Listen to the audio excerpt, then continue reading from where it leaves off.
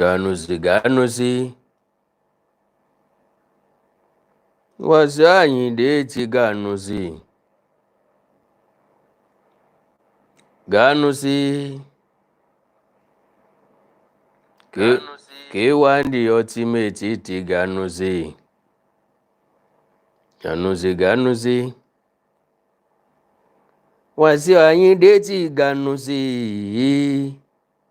O Ganusi. Ayinde ti Ganusi. Bá ń wọlé. Ìbá mi pín prógrámù yẹn o. Kó lè délé, kó lè dóko. Káwọn èèyàn kí wọ́n lè gbọ́ ohun tá a fẹ́ wí. Ẹ kú lé làǹkárá lé. A fẹ́ Ganusi. Wasiu Ayinde ti Ganusi. Bàbá fẹ́ Ganu sẹ́wọ̀n. Ayinde ti Ganusi.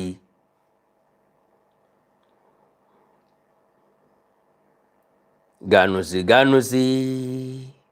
Wasiu Ayinde ti Ganusi.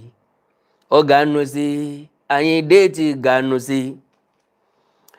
Mo kí gbogbo ọmọ Yorùbá bẹ́ẹ̀ tí ń wọlé. Ẹ ní dààmú. Ẹ ní fòòró. Bá mi share program yẹn. Ẹ jẹ́ ká pọ̀ díẹ̀ lórí live yìí. Mo bẹ̀bẹ̀ ní ngọ̀sákọ́ o.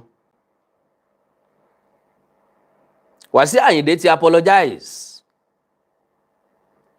Mo nígbàgbọ́ pé apology bàbá wà well accepted. So, ẹ bá mi pín program yẹn jọ. God bless you. Bẹ́ẹ̀ ṣe ń wọlé bá ń pín. Ẹ mọ̀ bá yẹn ń ṣe. Love and like. God bless you. Mi ní pẹ́ lórí ẹ̀ rárá o. But àwọn nǹkan kan ń bẹ tí mo fẹ́ sọ lórí ọ̀rọ̀ ìṣẹ̀lẹ̀ tó ṣẹlẹ̀ nílùú Àbújá yìí pẹ̀lú Wasiu Ayinde. Àwọn èèyàn kan bá mi sọ̀rọ̀ lábẹ́ aṣọ. Ẹlòmíì tí ẹ sọ̀rọ̀ sí mi, ẹlòmíì bú mi gan. Wọ́n ní mi bá Wasiu Ayinde sòótọ́ ọ̀rọ̀. Mo á jẹ́ kó yé wọn wípé ṣé wọ́n gbàgbé ni pé analyst lásán ni mí. Iṣẹ́ méjì ọ̀tọ̀ọ̀tọ̀ ló wà ńlẹ̀ fún mi. Activism, analysis. But àwọn èèyàn máa ń miss ọ̀pọ̀lọpọ̀ nǹkan mọ́ra wọn. Wọ́n máa ń miss àwọn nǹkan kan mọ́ra wọn tí ò dẹ̀ jọra wọn. Ẹ fẹ́ ká ṣiṣẹ́ activism.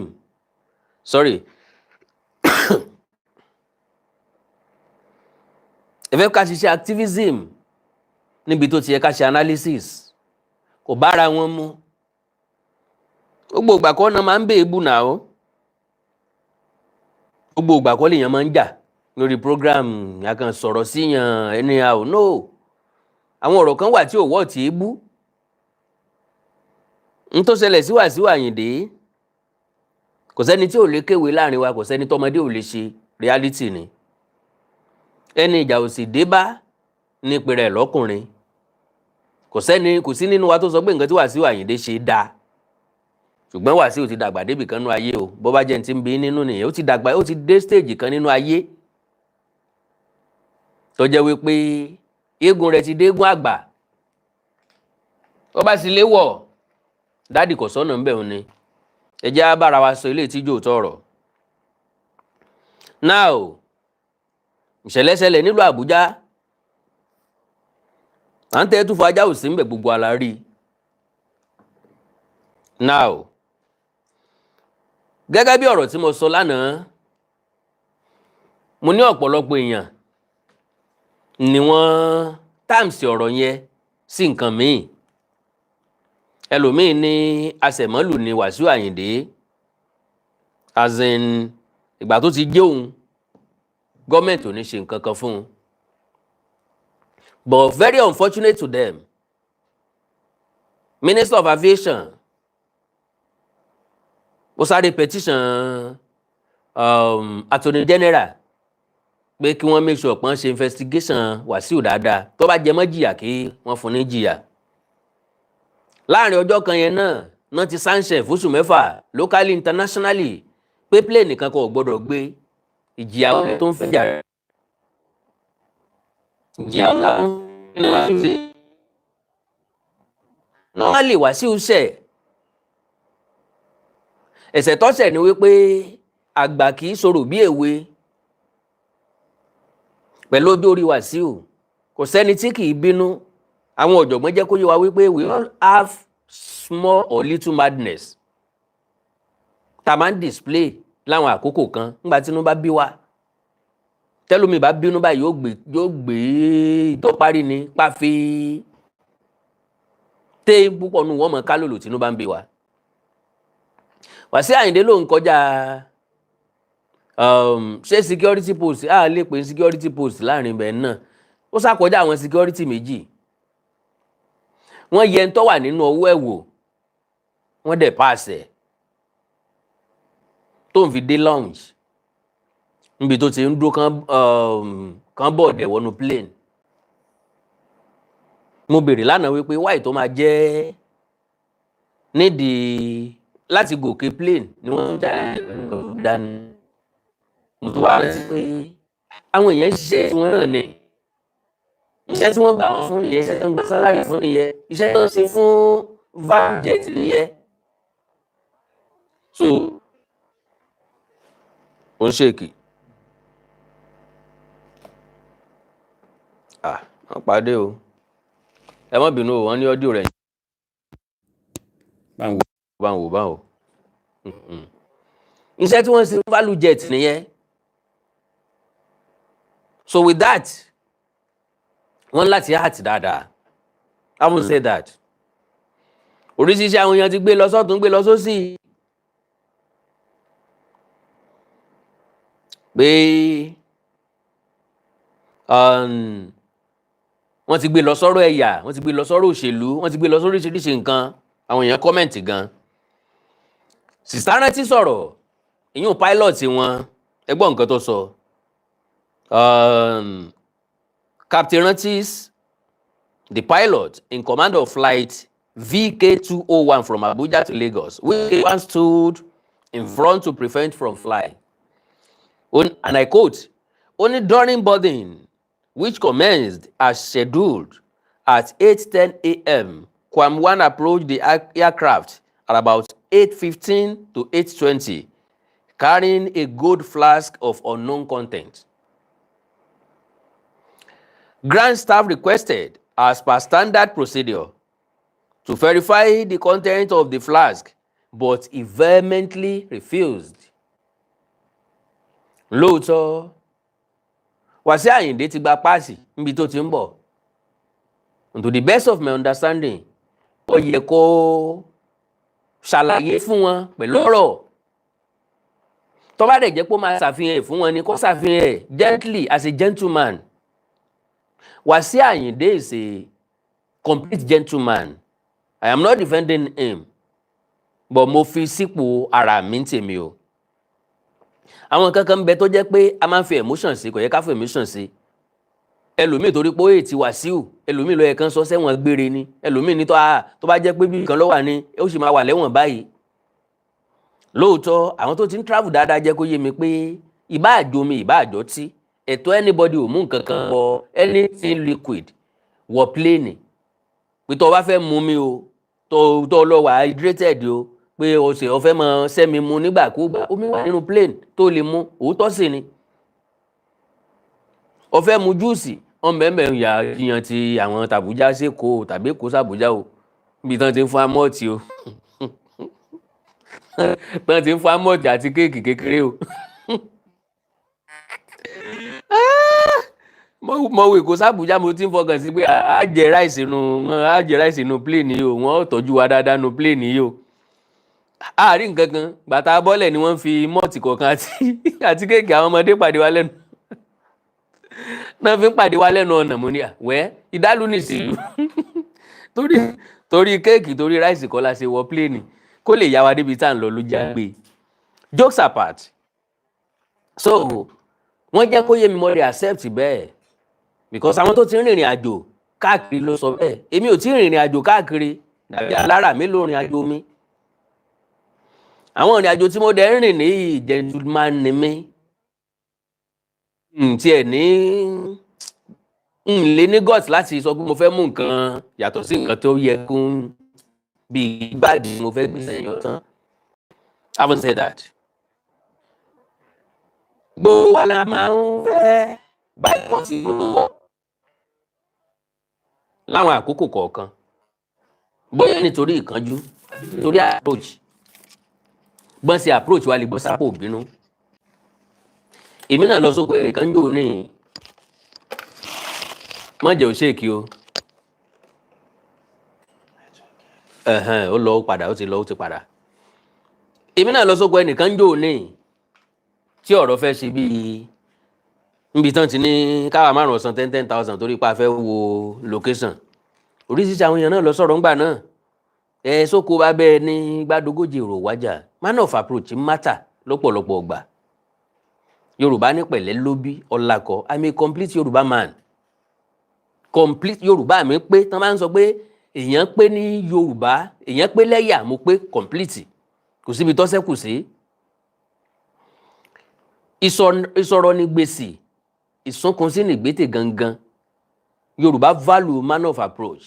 Even kéèyàn fẹ́ tajà fún wa, kó ṣe láwàdà díẹ̀, kó sọ̀rọ̀ ọmọlúàbí díẹ̀, bá a fẹ́ rajà á patronize ẹ̀.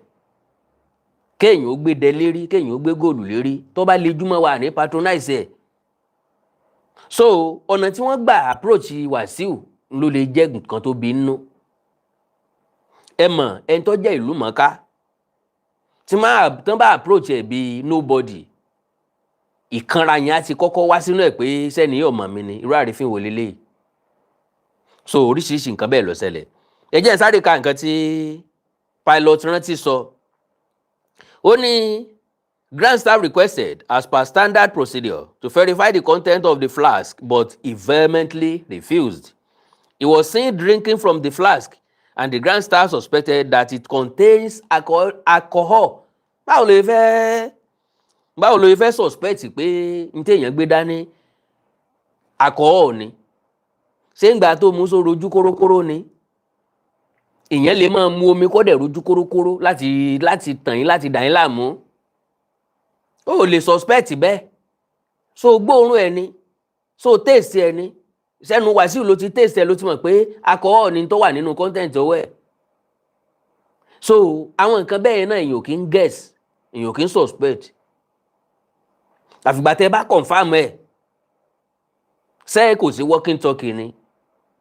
Àwọn kan lọ kọjá lára wọn.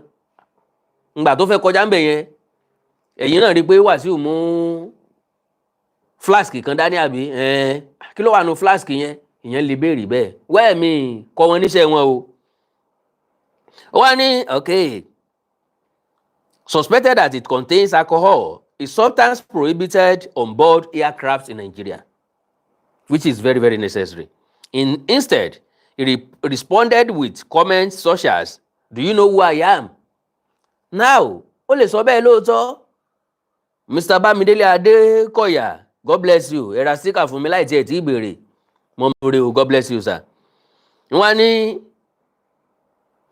"Do you know who I am? You have no right to tell me to open my flask." Bóyá wọ́n ní kó open ẹ̀. Ṣé tó bá open ẹ̀, sóńtọ̀ òun ó fi ti Wasiu mu, ṣé yóò fi run mú ni? Àbí ó sọ pé kó kàn lẹ̀, káwò bọ́yọ́ tí ni àbó mi ni? Àbí ó sọ pé kó bù sọ́wọ́? Àbẹ́ni yẹn ló máa taste ẹ̀. O lè mú flask wọlé ń jẹ́ o lè mú flask wọlé. Now, ó wá ní, as he reached the foot of the aircraft, security personnel reiterated that he could not board without complying with the inspection. He became confrontational, causing a disruption To manage the situation and prevent further delay, I exited the cockpit and approached Mr. Ayinde to engage him amicably. Without warning, he opened the flask and poured its contents on me, the security personnel, and some nearby passengers. Ẹja wá béèrè lọ́wọ́ àwọn tí ó da content yẹn lò, sọ́tí ló dà lù wọ́n, ó wà disrespectful of any form pẹ̀lú bí Wasiu Ayinde ṣe dàgbà tó. Rántí tó jẹ́ pilot yìí kò ń ṣe bébí. Àwọn security àlè mọ́. Àwọn staff báyìí ni wọ́n bá ìgbómi láti dá sáwọn èèyàn yẹn lójú. Wá disrespecting kò tọ́ sí àgbàlagbà bíi Wasiu Ayinde torí pé tábà ti dàgbà kó dàgbà tí onírú ọmọbìnrin là bọ̀ fún. Àwọn gbọ́dọ̀ máa sọ̀rọ̀ bí èwe wá ní. Following this assault, airport security intervened and other passengers were allowed to continue boarding. The head of security advised that Mr. Ayinde should not be permitted to travel on the flight due to his behavior. I agreed, prioritizing the safety of my passengers and crew. After shutting the aircraft doors, I observed that Mr. Ayinde was still near the aircraft, obstructing movement. I made a public announcement to inform passengers of the delay while security personnel worked to remove him from the area. Once he was moved out of sight, I commenced taxiing and departed for Lagos at approximately 8:50. Now, ọ̀pọ̀lọpọ̀ àwọn èèyàn ń sọ wípé ṣé pilot yẹn fẹ́ ṣe Wasiu Ayinde léṣe ni? Mo láǹfààní àti sọ fún ọ pé so far tí kò sí out of sight, ó ti wà out of sight. Nbi téèyàn bá gbé mọ́tò dání nísìnyí, windscreen ẹ iwájú ló wà. Ìyẹn wà níwájú, adìẹ lè má kọ́ mọ́ lọ kó dúró sẹ́sẹ̀ táyà. Ó wá dúró, ó wá nàgà láti wò ńlẹ̀, ó wò tún, ó wò sí, ó wò rí, wá fẹ́ proceed láti mọ bá tiẹ̀ lọ. Exactly nǹkan tó ṣẹlẹ̀ lélẹ́yìí.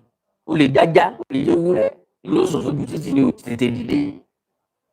Wà á kọ́kọ́ ní sùúrù fún, wà á wọlẹ̀, ó wá rí mọ́, ó ṣeé ṣe kó wá jẹ́ ó ti bọ́ sábẹ́ mọ́tò ìwọ lè mọ́ mọ̀mọ́ o. Tó bá bọ́ sábẹ́ mọ́tò á jẹ́ pé ikú wù kú ni. Àjẹ́ kó ti dájọ́ ọkú ẹ̀ pé ìyẹn ṣèèṣì ìyẹn kì í ṣe pé èèyàn mọ̀. So with that, ìgbà tí pilot ò ti rí níwájú ẹ̀ mọ́, ó ti believe pé àwọn security ti take care ẹ̀. Àwọn security yẹn ló wá. Ṣé ká sọ pé wọn ò ṣiṣẹ́ wọn dáadáa ni? Because ó yẹ kán bọ́ǹdù Wasiu Ayinde ni, as far as I'm concerned. Ó yẹ kí wọ́n gbé Yorùbá ní ìwà rẹ̀fà mẹ́fà ń gbé ọ olóòní rìn, bó ṣe kí wọ́n rú ọ lérí. Ó yẹ kán drag kán ó gbé kó ń bẹ̀. Ńgbà tó ti dúró síwájú plane nìyẹn. But wọ́n wà respectful. In fact, mo gbé kudos fún wọn. Wọ́n ṣiṣẹ́ wọn diligently. Wọ́n dẹ̀ fọmọlúwàbí sí. Wọ́n kàn ń persuade ẹ̀ lásán ni. Sáà, kó ń bẹ̀ sáà. Wọ́n sì ń persuade ẹ̀ ni.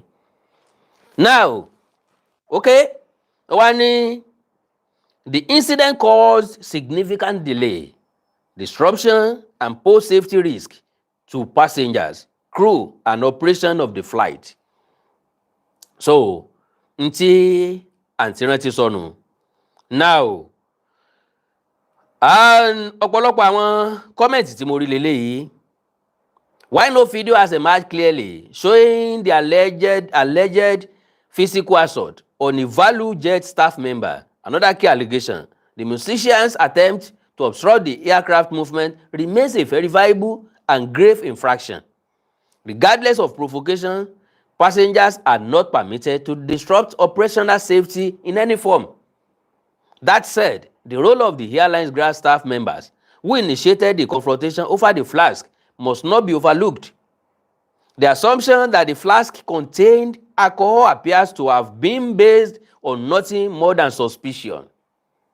Ẹ mọ̀ pé mi náà sọ bẹ́ẹ̀ lẹ́ẹ̀kan. Kò yẹ ká kàn gẹ̀ẹ́sì, ó yẹ ká confirm tí ń bẹ ń bẹ.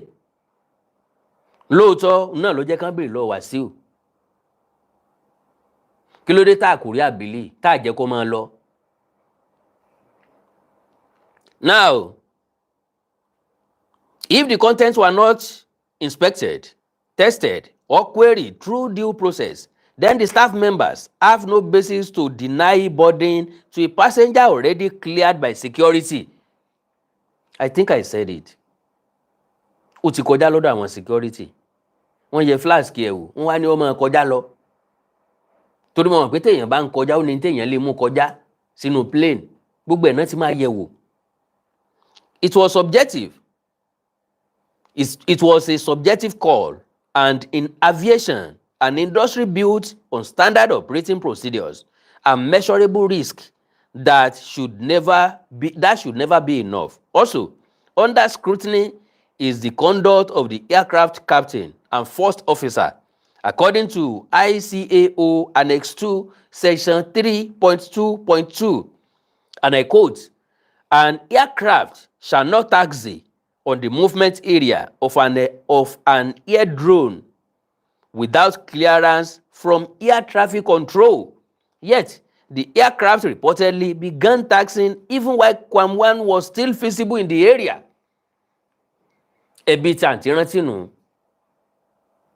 pé ó yẹ kó jẹ́ káwọn security tí ń bẹ́lẹ̀ kán fún ní go ahead ó tó di pé ó máa gbéra, because ká ní Wasiu jọ́lọ̀ nípè lánàá tọ́lọ́hùn ní jẹ́ kó jẹ́ ìpín ẹ̀, torí pé ẹ̀mí tó ṣẹ́gúsì tó ní jẹ́ ọbẹ̀ rẹ̀, ẹ̀mí ẹ̀ tó ṣiṣẹ́ ni yóò jẹ ọbẹ̀ iṣẹ́ rẹ̀ lágbára Ọlọ́run. Ajẹ́dálẹ́sìn yóò dàgbà yóò dògbó, ṣùgbọ́n nǹkan kékeré ni máa ń gbẹ̀mí ẹ̀dá.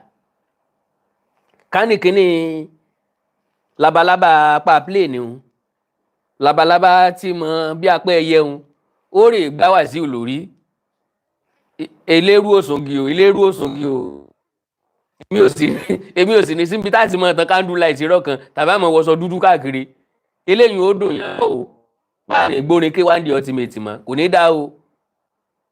ọmọba yẹn o, ẹ mọ̀ ṣerú ẹ̀ mọ́ o, èmi ò láìkì nǹkan tẹ́ ṣe yẹn o. So now, yet Quam 1 was prevented from boarding on suspicion that the flask contained alcohol, an allegation which crucially the Nigeria Civil Aviation Authority has since confirmed was never verified. Àwọn aviation authority wọ́n láwọn ò confirm ẹ̀ bóyá omi ni o bóyá ọtí ni o n tó wà nú ẹ̀ àwọn ọ̀mọ́. And I quote, "The content of the flask was not confirmed to be alcohol," said the Director of Public Affairs and Consumer Protection at the NCAA, Michael Achimogo. This statement is both clarifying and damning. It acknowledges that the foundational claim on which Quam 1 was denied boarding lacked an evidently basis. Wọ́n wádìí ẹ̀ dáadáa.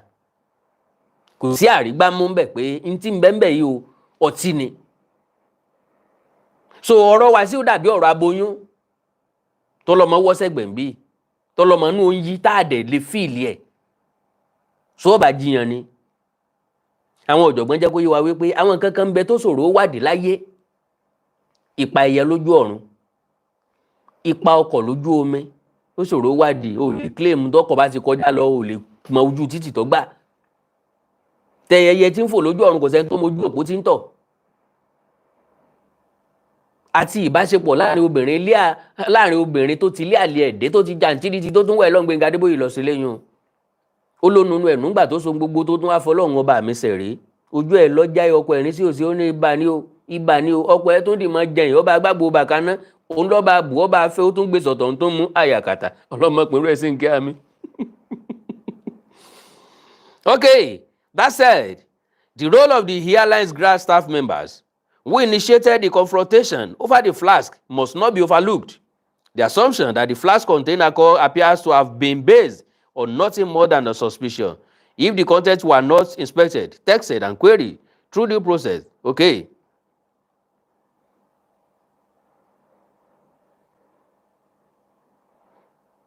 Also, under scrutiny is the conduct of the aircraft captain and first officer, according to ICAO Annex 2 Section, Okay. The Minister of Aviation, Festus Keyamo, acknowledged those multiple layers of failure in a detailed statement. He condemned Kwanwan's behavior, particularly his attempt to block the aircraft, but also held the airline staff members and flight crew accountable for unsafe practices. He rightly described the incident as a breach of aviation safety protocol on all sides. However, the minister's subsequent directive urging the NCAA to suspend Kwanwan from flying for 6 months raises serious questions about political interference in regulatory affairs. Bó la ṣe wá sórí ọmọ tọ́wọ́? How do we do the head of a pikin that bend? Bó la ṣe sórí ọmọ tọ́wọ́? Okay o, Kwanwan ti apologize. Ẹ já gbọ́ apology Bọ̀dá K1 the ultimate. Good afternoon, gentlemen and ladies of the press here present. My name is Ayinde Marshall, also known as K1 the Ultimate. I am here to make clarification of the incident that happened on the 5th of August 2025 at Nnamdi Azikiwe International Airport local wing while about to board aircraft from Abuja to Lagos. The incident is highly regrettable because I have contributed the better part of my life in the past 50 years to the growth and development of Nigeria, my country, art and culture, both in and out of the country. I've been a good ambassador of this great nation, in and out, in very many ways. Somebody like me should not be found in such incidents. I accept responsibility and appealing to Mr. President, the country, the Honorable Minister for Aviation, the FAAN, the NCAA, and my fans across the globe to please pardon my behavior. Number one, I passed through 2 checkposts and the content of my cup was screened. Need to say I have any content in the cup. Until I got to the lounge while awaiting the boarding of the aircraft, I pour water in it because of my health situation. I need to be sipping water because I'm dehydrated, as recommended by doctor to me. Like I said, I take full responsibility of all incidents. Once again, I seek forgiveness from Mr. President, the Commander-in-Chief of the Federal Republic of Nigeria, who is also my father and father of the nation, the Honorable Minister for Aviation, the pilot, the airline staff, passengers, and above all, my fans across the globe, my family, for the incident. My love for the country is unshakable. I am still the darling ambassador of our nation, and I will continue to carry the banner of this great country everywhere, all my life. Thank you once again. Please accept my apology. God bless you, Baba. Your apology is well accepted. Bẹ́ẹ̀ni.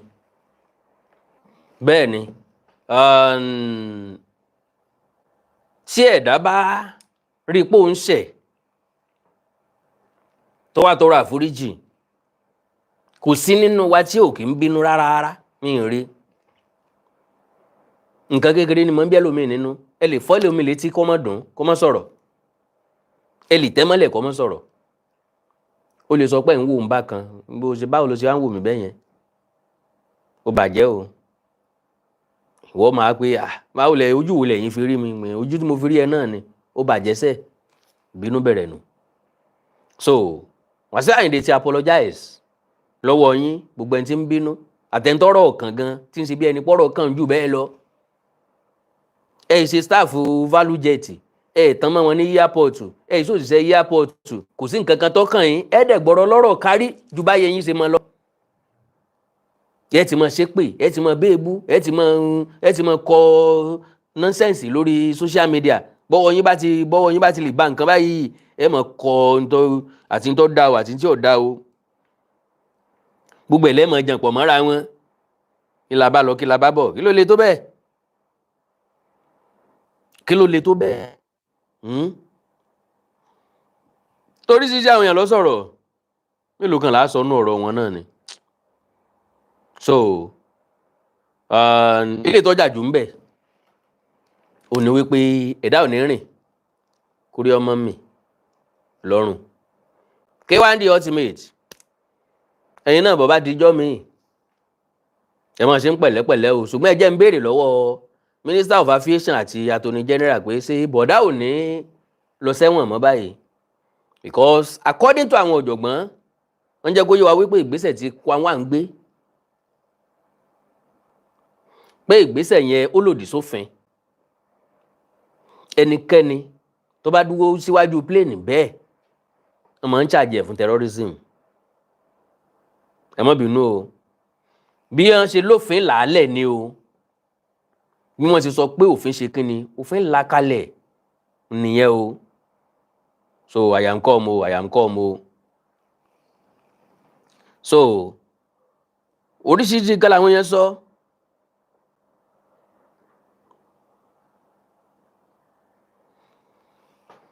ilé ní the passenger in question has travelled to so many countries on flight. Is he new to boarding rules?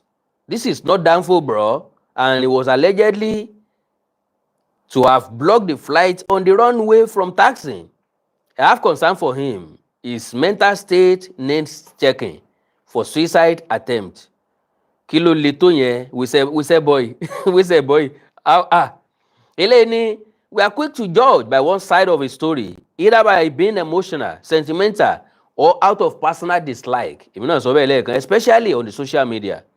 I believe there are eyewitnesses to this incident. Then a panel of inquiry should be set up to look into the issue and put the public in the right perspective of what really transpired between this open show. Bí ọba nídìí obìnrin kì í jẹ́ kúmólú, ẹ̀kún ní bá kún rìn. So the other time, it was Senator and former Governor of Edo State. I just feel we should not litter this space with all these kind of comments without the clarity. Àwọn èèyàn máa sáré jump into conclusion. Wọ́n dẹ̀ mẹ́jọ dá lórí social media. Ọ̀pọ̀lọpọ̀ láyé rẹ̀ òfògo fọ́lọ́run o. Ayé wọn ò nítumọ̀, wọn ò nípa. Ṣùgbọ́n wọ́n rẹ́dì láti fa ẹni tó bá nípa wálẹ̀. Wọ́n rẹ́dì láti fẹnu ba ẹni tó bá nípa jẹ́ lójú ẹsẹ̀. Wọ́n dẹ̀ máa destroy pàápàá. Àwọn wèrè bíi tiwọn náà dẹ̀ máa support wọn. Àwọn òpònú akédèdèrìn bíi tọ̀dọ̀ wọn náà wọ́n dẹ̀ máa support wọn. Wọ́n máa like comment wọn. Wọ́n máa support comment wọn. Wow, this is the best comment so far. Ó máa wò pé kí ni tó bẹ́ẹ̀ sínú tẹ́ni sọ yìí. Ẹni sọ from personal hatred, personal experience, personal ọpọlọ. Ẹ̀dá ò dẹ̀ ní ga kọjá èrò ẹ̀. Kò sẹ́ni tó máa gbọ́n kọjá ọgbọ́n orí ẹ̀. Ó pàdé àgbà lọ́nà ní kọ́kọ́ ọlọ́gbọ́n bó bá jágọ̀ ló bá dàgbà ní tí èèyàn bá ní ni yóò fi tọrẹ. So ẹni ní whether inquiry or not ó ti ń tako ẹni tó sọ̀rọ̀ dáhùn. Whether inquiry or not, this is not the first time things like this happen in Nigeria. Nigeria is a country of no punishment for big people. For big people. Immunity cover you. Once you know people at the top, forget it. You will go scot-free. Nothing dey happen. Nigeria, my country. What happened to Senator Ikiremadu and his wife in UK that led him to jail? If it's Nigeria here, that thing happen. They will set up instigation panel that will inquire what happened at the end. Sọ pé ó ti lọ. At the end, they will tell you nothing like that happened. Let's accept we are in a lawless country. The law of Nigeria is only for the poor and not for the big people. Ṣé bẹ́ẹ̀ ló ṣe rí? Ẹni tó sọ̀rọ̀ yóò parọ́ o. Òótọ́ ọ̀rọ̀ ni pé òfin tó mẹ́rú lórílẹ̀‐èdè Nàìjíríà kò mọ́ mọ́. Orílẹ̀‐èdè tá a wáyé láti torí ẹrú sófin tá torí ọmọ yí padà.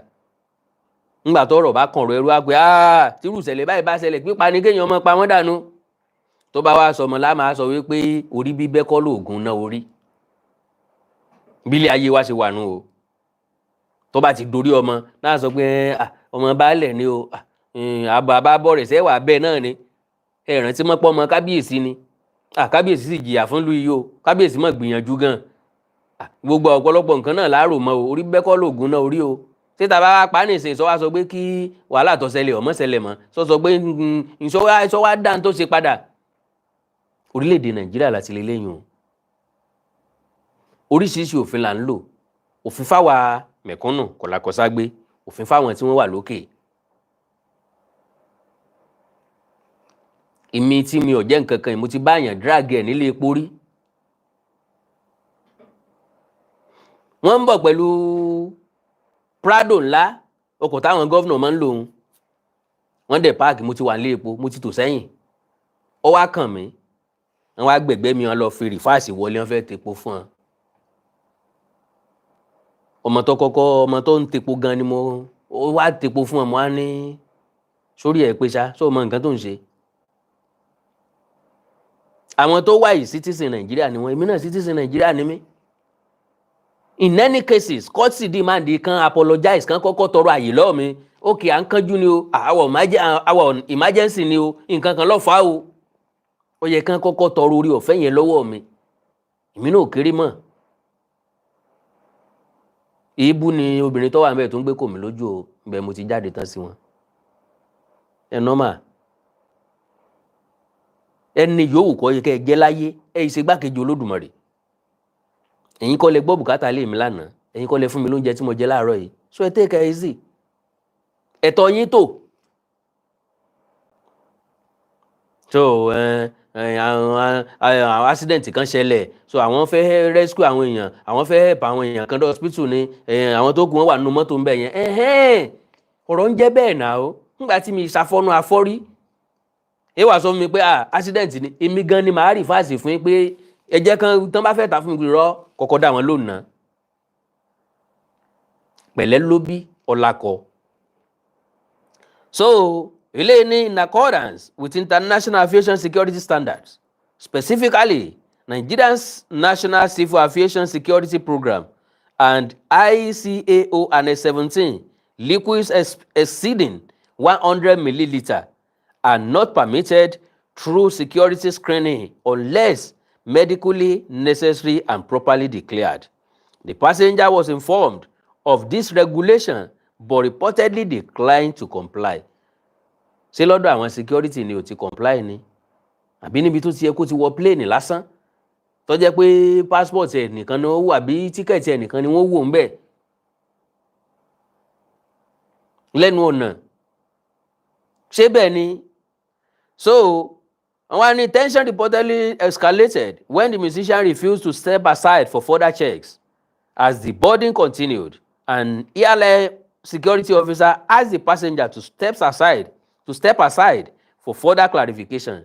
The passenger allegedly refused and spilled the contents of the flask on the officer, which turned out to be alcohol.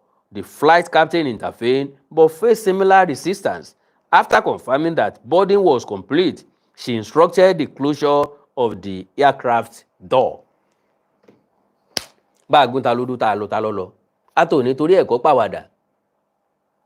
Ọ̀bẹ gé ni lọ́wọ́ aṣọ̀bẹnu. Ọ̀bẹ ti jíṣẹ́ ọwọ́ ẹ̀. Whatever tó wù kẹ́dà sọ, Wasiu Ayinde ti apologize. Apology yẹn ti override anything tó wù kẹ́nìkan kó tó máa sọ lásìkò yìí. Ẹ jẹ́ akẹ́kọ̀ọ́ bí a ṣe let go of things láwọn àkókò kan. Kámọ̀ gbà láti sọ̀rọ̀, gbà láti dákẹ́. But social media wà for everybody. Kò dẹ̀ sẹ́ni tó lè control anybody. So that is my own submission lórí ìṣẹ̀lẹ̀ yìí. Wasiu Ayinde jẹ̀bi. Àwọn staff kìíní ọ̀nà jẹ̀bi. Bẹ́ẹ̀ni. Ṣùgbọ́n above all, ó ti apologize. Mo kí ẹ̀yin fans mi kú ọjọ́ méjì mẹ́ta o. Mi wá mọ̀ o. Ẹ̀yin lè ní contrary opinion. Tá a tún lè kẹ́kọ̀ọ́ ń bẹ̀. Ẹjá àjọ sọ̀rọ̀ báyìí. +234 915 147 9599 +234 915 1479599 ẹ pè mí ẹ jẹ́ a jọ sọ̀rọ̀ ẹ jẹ́ á wò bóyá ààrẹ kọ̀ọ̀kọ́ nínú ìrírí tí because ọgbọ́n ẹnìkan ò tó ìmọ̀ràn ẹnìkan ò jọ bọ̀rọ̀ nínú ètò tí mo ṣe lánàá response àwọn èèyàn lórí DM mi mo ti pick many things yàrá àkàwé ni ojoojúmọ́ jẹ́ fún èmi bílẹ̀ bá ti mọ́ wọ́n kẹ́kọ̀ọ́ kan látẹ̀kan tí ẹnìkan ti ra sticker fún mi ẹlòmíì ọ̀rà fún mi mọ́ kí ló dé ẹ mọ̀ ṣe bẹ́ẹ̀ wọ́n jà ṣe bẹ́ẹ̀ náà ẹ bá wò sàlẹ̀ bí tẹ́ tí ń wò mí yẹn máa rí dollar sign bẹ́ẹ̀ dollar sign yẹn ni ẹ máa click lé lórí ó máa gbé lọ síbi táwọn sticker yẹn wà láti ra sticker fún mi ẹ jọ̀ọ́ o ẹ ṣàánú ajé ẹ ra sticker fún mi ẹ dákun ẹ dákun ẹ dákun hello sir hello Awikonko. hello sir Báwo ni? dáadáa ni mo wà sir. Okay. Now, nípa kíní Ayinde Wasiu yẹn. Bẹ́ẹ̀ni. So, wọ́n ṣe forward kíní ẹ̀sìn mi lánàá ni. Okay sir. And immediately I began investigation about it. Okay. And we have so many videos. Okay. And thank God here in America kò sí pé wọ́n lè fi owó bẹ ọlọ́pàá kan ẹni àwọn tó ṣe investigation no. No. So right now mo ṣe bẹ́ẹ̀ sọ̀rọ̀ sí àti bẹ̀rẹ̀ investigation yẹn. Okay. And meanwhile bá ṣe bẹ̀rẹ̀ investigation yìí òun tó bá fẹ́ràn ara ẹ̀ kò gbọ́dọ̀ wọ America for now. Tó bá wọ America in any state underline any state and tó bá gbọ́ within 15 minutes ọmọ arrested. We sọ bẹ́ẹ̀ any state in America tó bá wọ at this moment tó bá mo ṣe call. All right sir. And for his own information, the number that is 1-800, that's the FBI number. FBI number 1-800 Okay. 225. All right sir. 5324. All right sir. 5324. All So right, for now, tó bá fẹ́ràn ara ẹ̀ because kíní apology yẹ̀yẹ́ tó ṣe yẹ that's for the Nigeria because kíní ti ju Nigeria case lọ. Yes. Okay sir. Yes. All right sir. So tó bá fẹ́ràn ara ẹ̀ kó wá wọ America for now. Oh that's sir. Mo tún máa sọ kò ní jù yẹn lọ. God bless you sir. God bless you. Yes sir. Yes sir. O ti rí báyìí o bọ̀dá Wasiu ṣe ti rí pé ẹ̀yin náà dán kìkì wò n tí mo máa ń sọ fún ìgbà táwa kékeré nù pé ẹ máa ń yé dán kìkì wò hello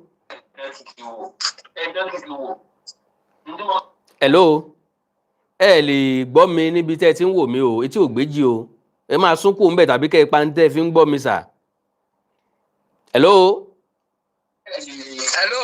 Yes sir. Hello sir. Yeah. Okay, yeah. Okay, mo ti ń gbọ́ yín sìn. Ṣé rí mo kí yín kú iṣẹ́? Yes sir. Mo lè yí lọ́gọ̀ ẹ̀ náà. Thank you sir. Gbogbo náà ni máa ń pè yín. Thank you sir. Ṣé rí ọ̀rọ̀ tó ṣẹlẹ̀ yìí? Bẹ́ẹ̀ni. Ẹ má jẹ́ ká fi sọ pé ó ṣe gbòólé ká fi ọ̀rá. Wasiu Ayinde is a legend. Bẹ́ẹ̀ni. He's a well-educated. He Bẹ́ẹ̀ni. travel all over the world. Bẹ́ẹ̀ni. He knows what is right. Even to cover rights, that movement á padà lọ àdè lọ ṣe ìgbésẹ̀ tó yẹ kó gbé lórí ìyáàlá yẹn àti kìíní, but that movement tó ṣe yẹn is totally wrong. Honestly sir. Ẹ má jà túnra wa. Bẹ́ẹ̀ni Tó bẹ́ẹ̀ni. bá jẹ́ ìlú kejì mi wà yìí ni gbogbo táyì sọ yìí ẹsẹ̀kẹsẹ̀ náà ẹ yá pọ̀tù yẹn ló máa ti gbàdé wọn. Ìbẹ̀ náà máa tún máa ṣe gbogbo verification yòókù. Ẹ má jà túnra wa. Ẹ má jà túnra wa. He's somebody I love him too much. Mo love him, but nǹkan tó ṣe yẹn ó wrong. Ó dẹ̀ gbogbo àgbáyé sí ó ti wà lórí YouTube. Wọ́n ti wá rí i pé ìlú wa ò lófin. Wọ́n kàn máa fojú ẹ̀ máa wò wá. Wow. Ẹ má jà tọ́ra wa. Wọ́n máa fojú ẹ̀ máa wò wá. Àkọ́kọ́ ẹ tún wo fídíò kan tó tún lọ gbé jáde sí. Pàtó ń bá president sọ̀rọ̀ pé kò lè wá ń bẹ̀ kí á jẹ òun. Ẹ tún wo comment tó tún sọ tó tún gbé jáde sí pé ẹni tó ní yàrá yẹn ó máa fẹnu fẹ́ra wọn pẹ̀lú interest ẹ̀ wọn ó tún lérí. It's wrong. Let's cut his face. Wasiu Ayinde ò sọmọdé di ọmọ kékeré ní gbogbo àgbáyé well known. Bẹ́ẹ̀ni. Àwọn sọ̀ni tó tẹ̀ tó tó tó lágbára gan wọn ní tó rẹ̀ wò. Àbárò ẹ̀ lọ́wọ́ King Sunny Adé rí. Ẹ wo Barrister tó bá sọ̀rọ̀ fújì lẹ́nu Barrister ló jẹ́ kí fújì ní kó àtúrò àdùnwọ̀ kò jẹ́ wẹ̀rì. Àwọn tó kéré sí Wasiu nínú fújì gan wọn ní tó rẹ̀ wò. Law is law. Ẹ má jà tán ra wa. It's totally wrong. Eye mi sa. Wrong. Eye mi. Ó ti apologize wa apology yẹn. To me is late. Ó ti I don't know what you how to put it. Aṣọ ọ̀bọ̀mọ yẹ mọ́. Ọmọ yẹn ti kò wọ́n. Ó ti rìn owó ọjà. Because bó ṣe wà ń sìn tán bá punish ẹ̀. Ó sì ti dá wàhálà lẹ̀ lórí party. Ṣé mo pé APC ni? Bẹ́ẹ̀ni. Àwọn ọ̀dẹ̀ náà rú lọ́wọ́. Bẹ́ẹ̀ni. Ẹ̀dẹ̀ mọ̀ nǹkan tó ń ṣẹlẹ̀ ní Nàìjíríà. Ṣé ẹ̀ gẹ̀ẹ́kẹ̀ ọmọ Yorùbá tún mi? Bẹ́ẹ̀ni. Ọmọ Yorùbá ní president. Bẹ́ẹ̀ni. Ẹ bá gbogbo ẹ̀ lọ. Oríṣiríṣi nǹkan ló work against ẹ̀. Exactly. Òun nìyẹn kọ́ sọ yẹn ó sọ lórí YouTube ó ní tó bá jẹ́ pé ọmọ Yíbò ní ballot yẹn. Wàhálà àti dé wọ́n lè ní Peter Obi ló ràn. Bẹ́ẹ̀ni. Àní ó rí sọ irú Wasiu Ayinde tó tẹ̀ tún mọ́ Tinubu yẹn òun gan ló yẹ kó ṣe jẹ́jẹ́ jù. Bẹ́ẹ̀ni. Ìwọlé lédè APC gbogbo èèyàn ń bọ̀ pé ìwọlé lédè APC òjúlọ APC ọ̀sùn. Ẹni tó dẹ̀ tó ní kíní nìkan tó jẹ́ ọmọ rẹ̀ mọ́ tó jẹ́ kíní yẹn APC náà ní gbogbo yín. Ṣáàbà sọ pé èjì ni àbí ẹ̀sà àbí kí la máa pè lẹ́yìn. Ó rọ̀ǹgẹ̀ má jà tọ́ra wa nǹkan tó fẹ́ sọ fún yín nìyẹn. God bless you sir. Ẹ ṣé mo dúpẹ́ sir. God bless you. God bless you sir. Ó dà wọ̀ sir. Yes sir. Yes sir. Ọ̀rọ̀ lẹ́gbọ́ yìí. N tí ọ̀dà olóko méjì. Ká má pàjá lọ́bọ̀ fúnra wa. Ká má pè kíni. Ká má pàfin ládùúgbò àrán. N tí ọ̀dà olóko méjì. Bí eré ni Wasiu pé ń tiẹ̀ o. Ibi kásẹ̀ ká tọrọ àforíjì náà ni ìbò ti tán náà nu ọ̀rọ̀ ni ò rí bẹ́ẹ̀ mọ́ yìí o bọ̀dá mi ẹ ti tọrọ àforíjì lóòótọ́ àwa la rí Amẹ́ríkà ò rí London ò rí gbogbo àgbáyé ló sì ti rí fídíò polórin kan lórílẹ̀‐èdè Nàìjíríà Wasiu Ayinde ní jẹ́ o K1 the ultimate ó blọ́ọ̀kù plane kò jẹ́ kí plane ò fò kò gbọ́dọ̀ jẹ́ irú Amẹ́ríkà gan o Amẹ́ríkà lè mọ́ sọ pé àwọn fẹ́ wádìí o wọ́n sọ pé kí wọ́n ta ń bẹ̀ dànù o Ọlọ́run ló ní ẹ má dẹ̀rú ẹ̀wù l'Amẹ́ríkà òkú ni ó jẹ̀bi o òkú ni ó jẹ̀bi o ẹnikẹ́ni ó bá fẹ́ dẹ̀rú ẹ̀wù ẹ má dẹ̀rú ẹ̀wù l'Amẹ́ríkà Amẹ́ríkà ò gbàgbẹ̀rẹ̀ o òkú olúwa rẹ̀ ó jẹ̀bi ìyẹn ó ti dọ ìyẹn ó ya dọ́run mọ́ òótọ́ ìmìkẹ̀ nígbà kọjá ààyè mi akadá ọ̀rọ̀ àwọn gbòǹkà àjà ọ̀rọ̀ àwọn gbòǹkà sọ̀rọ̀ lójú ọlọ́rọ̀ bọ́lọ́rọ̀ bá gbọ́ kí n bàbá ńlá bàbá ọlọ́rọ̀ ó ṣe mo wí lẹ́ẹ̀kan mo ní tí àwọn èèyàn bá dá sí i á rí nǹkan kan píìkì lára nǹkan tán bá sọ mo kí gbogbo yín o mo lò yín lọ́gọ̀ọ́ ẹnu ẹ like ẹ follow page mi lórí Facebook Awikonko TV ẹ subscribe sí YouTube channel mi Awikonko TV ẹ wá ní nǹkan pàtàkì Wasiu Ayinde must face the consequences for what he has done regardless whom he might be his godfather ẹni tó wá tá a wá rò pé ó jẹ́ godfather rẹ̀ yìí yíyún Bọ́lá Ahmed Tinubu kì í ṣe gbogbo ìgbà náà ni Bọ́lá Ahmed Tinubu máa ń fi gbá kan bọ̀ kan nú tàbí tí máa ń dọwọ́ bòyàn lórí àwọn ìgbà kan wà tó jẹ́ pé ẹni tó bá súnmọ́ èèyàn máa ń jìyà gan o èèyàn fẹ́ fi jófin o torí ní táyé ọ̀sọ̀ òwe tí n bá fi ojú eléèrí nǹkan báyìí nísìnyí Yorùbá ní tàbá kiri gbọ́mọ̀ yẹ ẹni lójú ọba kan ò ní bẹ̀rù ẹni so lọ́pọ̀ ọgbà ẹni tó súnmọ́ èèyàn máa ń jìyà o so God bless you ẹ like ẹ follow page mi lórí Facebook Awikonko TV ẹ subscribe sí YouTube channel mi Awikonko TV ẹni nǹkan pàtàkì tẹ́ fẹ́ kájọ sọ ẹ já sọ lórí WhatsApp +234 904 851 9362 +234 904 851 9362 èdè àti àṣàlẹ̀ káàrọ̀ òjìrì òní wọmi orílẹ̀-èdè ilẹ̀ káàrọ̀ òjìrì òní dàrú ìlú ẹnìkọ̀ọ̀kan wa yóò tòrò mẹ́nimẹ́ni àjùwàṣe o ẹ ṣe pọ̀ ó dàárọ̀ o oorun ayọ̀ lásùn o